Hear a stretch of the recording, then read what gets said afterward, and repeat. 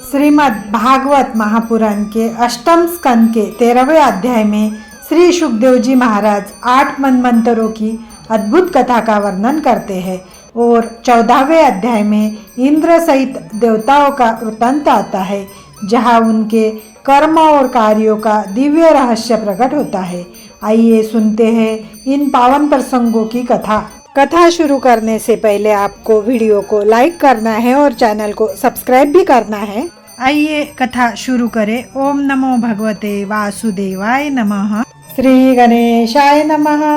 श्रीमद् भागवत महापुराण अष्टम स्कंद अध्याय 13वां। श्री सुखदेव जी ने कहा, हे राजन, एक मनवंतर में 71 चतुर्युग होते हैं तथा एक इंद्र एक मनवंतर तक राज्य करता है। प्रत्येक मनवंतर में श्री नारायण जी एक अवतार धारण करते हैं तथा अधर्मियों का संहार करके धर्म की स्थापना करते हैं। चिरंजीव ऋषि की आयु एक मनवंतर की होती है। हे परीक्षित, हमने तुमसे 6 मनवंतरों की कथा कही। अब तुम 7वें मनु विवस्वान के पुत्र श्री श्राद्धदेव, जो इस समय वर्तमान है, की कथा सुनो। इस वर्तमान मनवंतर में इक्ष्वाकु आदि मनु के 10 पुत्र है। आदित्य आदि देवता है। अगस्त्य, अत्रि, वशिष्ठ, विश्वामित्र, गौतम, जमनाग्नि तथा भारद्वाज, यह सप्तर्षि है तथा पुरंदर नामक इंद्र है। इस मनवंतर में कश्यप ऋषि की आदिति नामक पत्नी के गर्भ से श्री नारायण जी का वामन नामक अवतार हुआ था। उसकी कथा हम बाद में विस्तार पूर्वक वर्णन करेंगे। 8वें मनु का नाम स्वर्णी होगा। उसमें निर्मेक आदि उसके पुत्र, सुतपाल आदि देवता, बलि नामक इंद्र तथा दीप्त आदि सप्तर्षि होंगे। उसमें श्री नारायण जी सार्वभौम नामक अवतार लेकर इंद्र से इंद्रलोक का राज्य छीनकर राजा बलि को दे देंगे। 9वें मनु का नाम दक्ष स्वर्णी होगा। उसमें भूत केतु आदि मनु के पुत्र होंगे। मरीचि आदि देवता, अभूत नामक इंद्र तथा युति आदि सप्तर्षि होंगे। उस मनवंतर में श्री नारायण जी का रूपम नामक अवतार होगा। 10वें मनु का नाम ब्रह्मस्वर्णी होगा।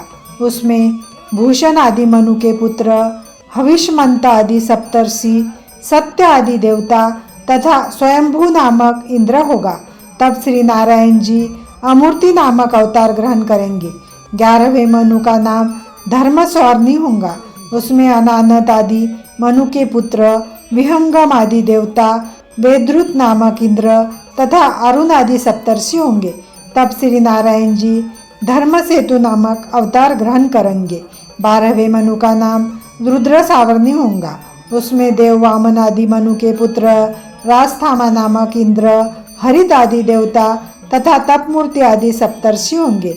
उस समय श्री नारायण जी सुधा नामक अवतार ग्रहण करेंगे। 13वें मनु का नाम देव सावर्णी होगा। उसमें चित्रसेन आदि मनु के पुत्र, दिवसपात नामक इंद्र, सुकर्मा आदि देवता तथा निर्मेक आदि सप्तर्षि होंगे। उसमें श्री नारायण जी योगीश्वर नामक अवतार ग्रहण करेंगे। 14वें मनु का नाम स्वर्णी होगा। उसमें उरु गंभीर आदि मनु के पुत्र, पवित्र आदि देवता, सुचि नामक इंद्र तथा अग्निबाहु आदि सप्तर्षि होंगे। उस समय श्री नारायण जी बृहद भानु नामक अवतार ग्रहण करेंगे। हे परीक्षित, ब्रह्मा के एक दिन में यह 14 मनवंतर होते हैं। उनकी कथा हमने तुम्हें सुनाई है। प्रत्येक कल्प में यही मनु बदलते रहते हैं तथा यथाक्रम से राज्य करते हैं। इति श्रीमद् भागवत महापुराण अध्याय 13वां समाप्त। श्री गणेशाय नमः। अध्याय 14वां। इतनी कथा सुनकर राजा परीक्षित ने श्री सुखदेव जी से कहा, हे महामुने, आपने श्री नारायण जी के पावन चरित्रों को सुनाकर मुझे कृतार्थ किया है। अब आप कृपा कर मुझे बताइए कि यह मनु अपने शासन काल में क्या क्या कार्य करते हैं। श्री सुखदेव जी ने कहा, हे परीक्षित, प्रत्येक मनवंतर में मनु तथा उसके पुत्र श्री नारायण जी के आज्ञानुसार दिग्विजय करते हैं तथा पृथ्वी पर धर्म का प्रचार करते हैं। देवतागण यज्ञ का भाग, पूजन तथा आहुति ग्रहण करते हैं। इंद्र का कार्य ये है कि वह दैत्यों का संहार करके तीनों लोकों की रक्षा करता है। सप्तर्षियों का कार्य अपने योगाभ्यास द्वारा गुप्त वेद को संसार में प्रकट करना होता है। श्री नारायण जी अवतार ग्रहण कर पापियों तथा अधर्मियों का संहार करते हैं एवं ब्रह्म तथा अपने भक्तों की रक्षा करते हैं। प्रत्येक मनवंतर में यही कार्य होते रहते हैं। महाप्रलय के समय श्री नारायण जी काल स्वरूप होकर संपूर्ण सृष्टि का नाश कर देते हैं। छोटे बड़ों की मृत्यु देखते रहने पर भी संसारी जीव श्री नारायण जी की माया में बंधकर अपनी मृत्यु के विषय में चिंतित नहीं होते।